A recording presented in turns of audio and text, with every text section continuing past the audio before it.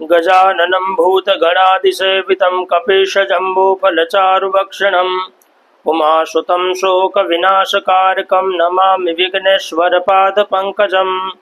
नमस्कार, जय सिया राम, जय श्री अम्बे। प्यारे दर्शक मित्रों, यदि आपको स्वप्न में ये सब संकेत दिखाई देते हैं तो अवश्य पुत्र संतान की प्राप्ति होगी।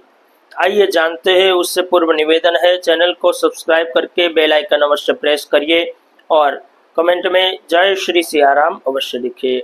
प्यारे दर्शक मित्रों, हमें जो भी स्वप्न आते हैं वो कुछ न कुछ संकेत देते हैं।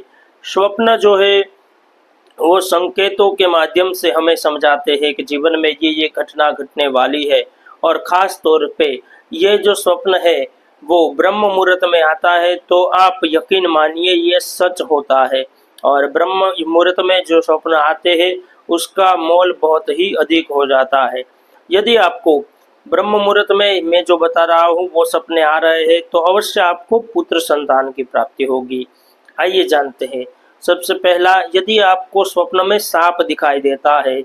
जी हाँ दोस्तों, यदि ब्रह्म मुहूर्त में आपको स्वप्न में सांप दिखाई दे रहा है तो अवश्य आपको पुत्र संतान की प्राप्ति होगी। ये हमारा शास्त्र कहता है। स्वप्न शास्त्र के हिसाब से यदि ब्रह्म मुहूर्त में आपको स्वप्न में सांप दिखाई देता है, नाग दिखाई देता है तो अवश्य पुत्र संतान की प्राप्ति होती है।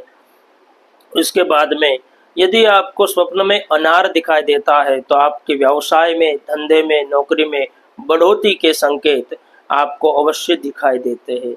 यदि आपको स्वप्न में आम दिखाई देता है तो आम का जो फल है वो यदि स्वप्न में ब्रह्म मुहूर्त में दिखाई देता है तो यकीन मानिए आपको पुत्र संतान की प्राप्ति होगी, पुत्र संतति की प्राप्ति होगी।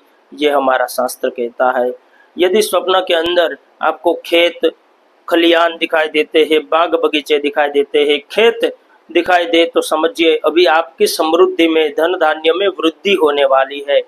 और यदि आपको स्वप्न के अंदर ये सारी चीजें दिखाई दे रही है तो अवश्य आपको पुत्र संतति की प्राप्ति होगी।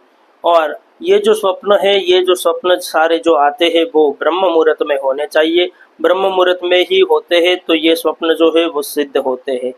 ठीक है, वीडियो को ज़्यादा से ज़्यादा शेयर करिए, कमेंट में जय श्री सिया राम अवश्य लिखिए।